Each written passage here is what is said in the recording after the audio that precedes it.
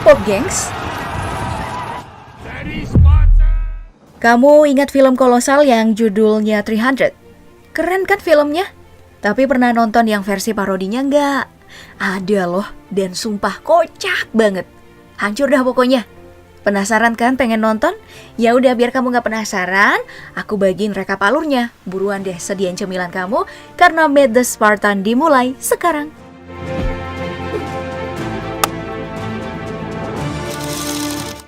Film ini dibuka dengan seorang tetua Spartan yang lagi nyeleksi para calon raja Spartan. Dan semua itu udah dilakuin sejak mereka masih bayi. Kalau penampakannya kayak Shrek, maka akan dibuang ke tumpukan tengkorak. Terus kalau penampakannya kayak orang Vietnam, bakal diadopsi sama Brad Pitt dan Angelina Jolie. Sedangkan kalau badannya kotak-kotak, terus jenggutan kayak Leonidas, nah ini baru Raja Spartan. Ya, karena terpilih sebagai calon raja, hidup Leonidas selanjutnya tentu gak bakalan mudah. Soalnya Doski harus ikut dalam pelatihan calon raja, yang aktivitasnya itu berat banget. Mulai dari gelut dengan nenek-nenek, terus bertahan dalam siksaan, meskipun ya bijinya dicambuk pakai tali dan digigit anjing.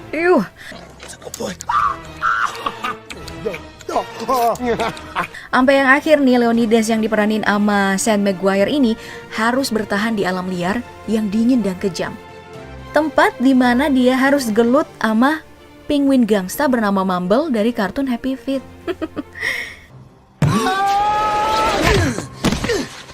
Tentu aja semua ujian ini berhasil diselesaikan oleh Leonidas. Dan itu artinya Doski berhak atas posisi raja. Nah, pas untuk upacara pelantikannya nih, ada satu perempuan yang bernama Margot, diperanin sama Carmen Electra. Tampak sedang asik menari dan mendekati Leonidas, terus minta tanda tangan di bagian dadanya. Karena terpesona, si Leo ini akhirnya ngelamar Margot. Dan sebagai jawaban untuk lamaran itu, Margot ngasih kode kombinasi dari brankas keperawanannya. Oh god.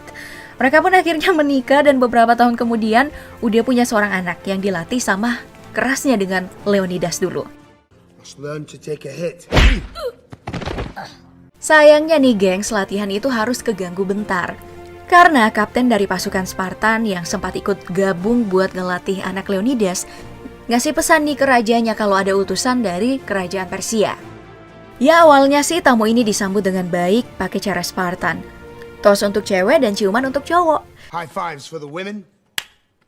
Cuman setelah orang-orang ini nyampein pesan rajanya Xerxes yang ingin Spartan tunduk di bawah telunjuknya, plus salah satu dari tamu ini juga bersikap kurang ajar ke istri Leonidas, mereka akhirnya ditendang ke dalam lubang kematian. Lalu setelah itu, beberapa orang lain yang gak ada hubungannya, kayak Britney Spears dan pacarnya Kevin Federline, terus Sanjaya Malakar, sampai para juri American Idol berikut pembawa acaranya semuanya ditendang bergantian ke dalam lubang.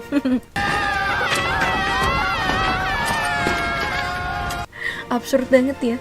Sayangnya tindakan Leonidas yang serampangan itu ternyata jadi bumerang buat Spartan. Karena nih dengan menghabisi utusan Persia sama aja artinya dengan nantangin perang. Karena itu buat jaga-jaga, Leonidas diharuskan ketemu dengan para dukun Spartan yang Oracle buat minta wangsit soal kemungkinan menang. Tapi untuk ngasih informasi, para Oracle ini harus disogok dulu dengan skincare. Ya Allah, baru mereka mau ngomong, soalnya lihat sendirilah penampakannya. Tapi setelah disogok pun mereka bukannya langsung ngomong, malah cekikikan dengar strategi perang Leonidas. Yang emang agak why. Selain itu untuk berbicara, para Oracle ini harus menggunakan medium perempuan cantik untuk berbicara dengan para dewa. Dan perempuan cantik yang dimaksud di sini adalah Ugly Betty. Atau yang lebih akrab disebut dengan Betty LaFea, pacarnya Armando. Kalian tahu kan Betty? Ya, singkat cerita, setelah Ugly Betty muncul, proses ramalan yang metodenya menggelikan pun dimulai. Dan sebagai hasilnya nih, Leonidas diperingati kalau dirinya bakal mati selama perang tetap dilanjutkan. Ini tentu bikin Leonidas galau dong. Makanya dia ngabisin waktu sepanjang malam berdiri tanpa busana di depan jendela, hanya untuk jadi bahan tertawan ibu-ibu yang melihat bawaannya rata seperti boneka. Sadar kalau dirinya ditertawakan, Leonidas bergegas menutup pintu jendela, kemudian menghampiri istrinya yang tertidur, dan menemukan namanya sendiri terukir di punggung sang istri. Berikut nama laki-laki lain. Cuman belum sempat kepikiran soal itu, sang istri udah keburu bangun. Dan mereka pun melakukan ritual suami istri di pagi hari, yaitu angkat beban. 798. Kalian pasti pikirannya kemana-mana kan? Ya kan, ngaku aja deh. Well, singkat kata setelah ritual pagi yang melelahkan dengan sang istri, Leonidas pun bersiap menuju medan perang. Dan sebelum ke lapangan nih buat ngecek pasukannya yang hanya berjumlah 13 orang, bukan 300, jumlah pasukan yang sekecil itu menurut sang kapten disebabkan oleh kualifikasi yang ketat. He has a lot of heart, my king, and nice man boobs. Cuman menurut Leonidas, jumlah segini itu masih kurang. Makanya begitu anak sang kapten yang bernama Sonio datang bawa paket, Leonidas langsung minta pendapat para juri next top model yang tentu iyain si Sonio ini buat ikut sama pasukan mereka. Aduh, ngapain itu juri next top model ada di situ? Ya, dengan ini persiapan udah lengkap dan saatnya pamit dengan anak istri. Cuman pas pamit, ternyata Leonidas salah orang. Bukan pamit ke anaknya, doi malah pamit ke... Gak boleh dibecandain sih, difabel ini. Nanti diserang SJW. Ya, pada intinya si Leonidas ini pamit ke anak istri. Dan setelah itu, pasukan Spartan pun berangkat sambil bergandengan tangan dan nyanyiin lagu I Will Survive-nya Gloria Gaynor. Oh no, not I. I will survive. Habis itu, karena kecapean nih, mereka singgah dulu dong di rest area buat minum Koko Bima dan makan donat. Terus tanpa sengaja ketemu sama Paris Hilton, versi mutan, yang pengen banget gabung jadi pasukan Spartan. Tapi ditolak sama Leonidas karena dianggap gak memenuhi syarat. Paris Hilton tentu aja marah mendengar penolakan itu. Makanya nih doi lempar perisainya ke langit dan akhirnya jatuh nimpa kepalanya sendiri. Uch! Sayangnya Paris Hilton bukan satu-satunya gangguan. Gak lama setelah mutan ini pingsan, tiba-tiba pasukan Xerxes muncul. Terus ngajak mereka buat battle dance.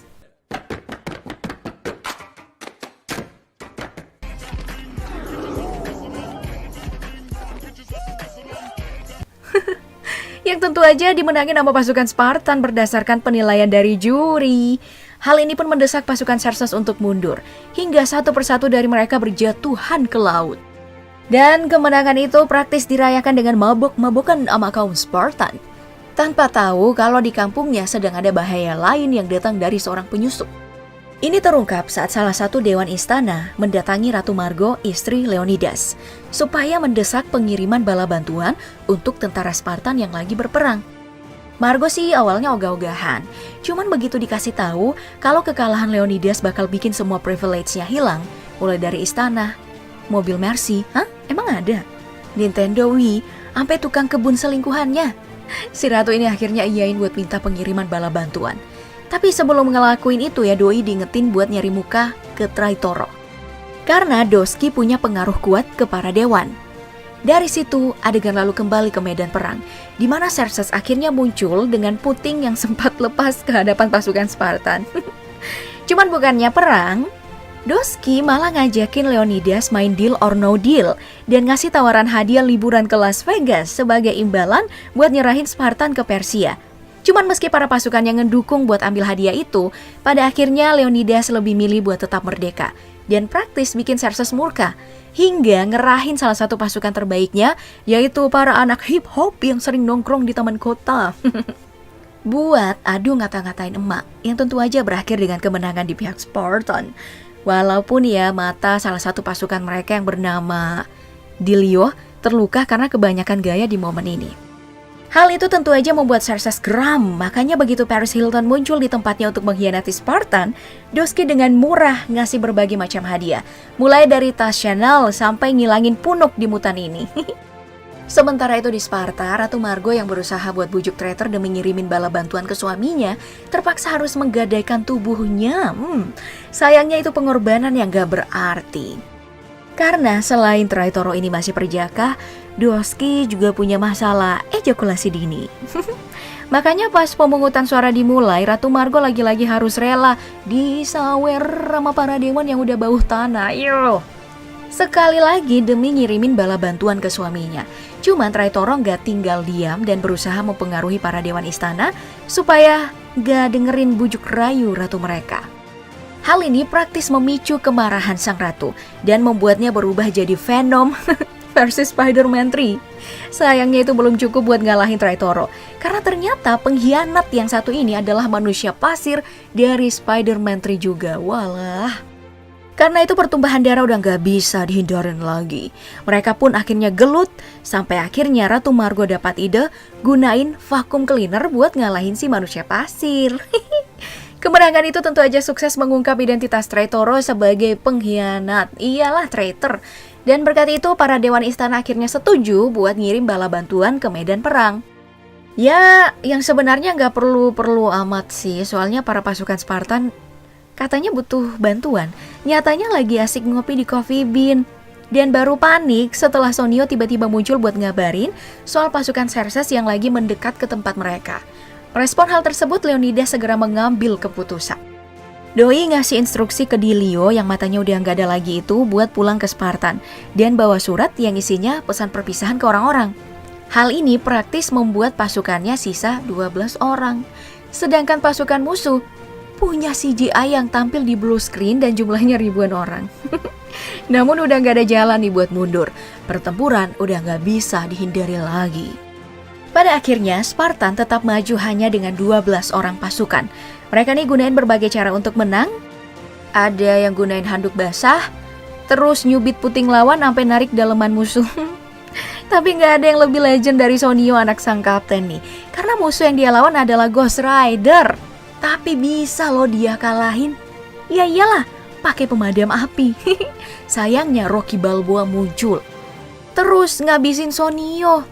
Yang mana bikin bapaknya jadi marah. Dan akhirnya ngalahin Rocky pakai suntik botox. Cuman Xerxes nggak tinggal diam dong. Melihat pasukannya dibantai abis, Doski akhirnya ngabisin sang kapten. Nah, sekarang giliran Leonidas yang marah. Dan format pertempuran berubah jadi GTA San Andreas. Di momen inilah para pasukan Spartan akhirnya berhasil mojokin Xerxes. Sampai akhirnya lari terbirit-birit.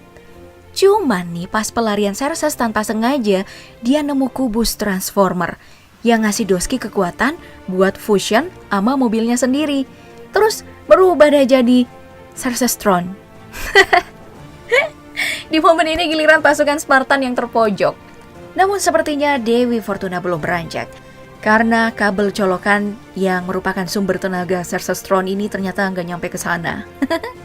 Sayangnya karena Xerxes Throne ini ngotot buat tetap maju, colokan itu akhirnya putus. Dan tubuh Xerxes Throne jadi menimpa pasukan Spartan dan pasukan Persia sendiri. Membuat perang itu akhirnya berakhir. Tanpa satu pun yang tersisa dari kedua belah pihak. Lah, terus siapa yang menang? Wah, gak bisa gini dong. Dimana-mana itu kalau film perang harusnya ada yang kalah, ada yang menang kan? Kayaknya aku salah deh. Udah berharap banyak sama film yang satu ini. Ya udahlah, singkat cerita film ini pun ditutup dengan Dilio yang akhirnya kembali ke Sparta untuk menceritakan saat-saat terakhir pasukan Spartan. Dan setahun kemudian, Dilio mulai memimpin untuk balas dendam dengan kekuatan 100 Spartan asli dan beberapa ribu CGI untuk ngalahin Persia. Tapi berhubung gak ada satupun yang tahu arah, mereka akhirnya nyasar ke Malibu.